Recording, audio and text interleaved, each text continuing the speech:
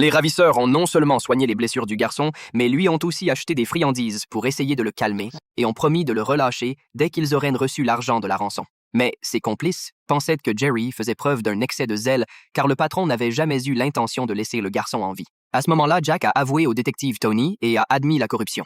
Afin de maintenir l'entreprise à flot, il n'avait d'autre choix que de s'attirer les faveurs de l'officiel malhonnête Raphaël. Depuis que Jack a avoué, Tony l'emmène à la prison pour rencontrer Raphaël. Jack lui parle de l'enlèvement, mais Raphaël est furieux. Un fonctionnaire autrefois, prometteur et maintenant sans emploi, sans amis et sans argent.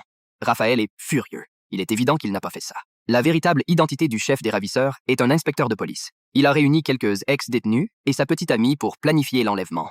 Les rues sont pleines de policiers. Jerry, cependant, est allé acheter des oursons en gélatine pour l'enfant. Pour cet incident, le patron a donné un avertissement à Jerry. Les ravisseurs ont appelé pour dire où se déroulerait la transaction. Le patron des ravisseurs était un ancien policier. Ses capacités de contre-surveillance sont superbes. Il a utilisé un changeur de voix pour passer l'appel. Même s'il tarde, il est difficile pour la police de trouver des indices, comme demandé par les ravisseurs. Jack se prépare à s'y rendre en personne. La police lui a mis un traceur. Le patron des ravisseurs a fait en sorte que les frères Jerry ramènent la rançon. Et Jerry a tranquillement dit au garçon qu'il le réunirait avec ses parents. Comme demandé par le patron, Jack a traversé plusieurs carrefours pour se rendre dans un centre de loisirs et récupérer la clé d'une armoire dans le siphon de la piscine. Il était surveillé en permanence. On lui a dit de se mettre dans l'eau avec ses vêtements. S'il enlevait sa montre, son fils serait tué immédiatement. La police a immédiatement soupçonné que les ravisseurs étaient peut-être des experts en informatique.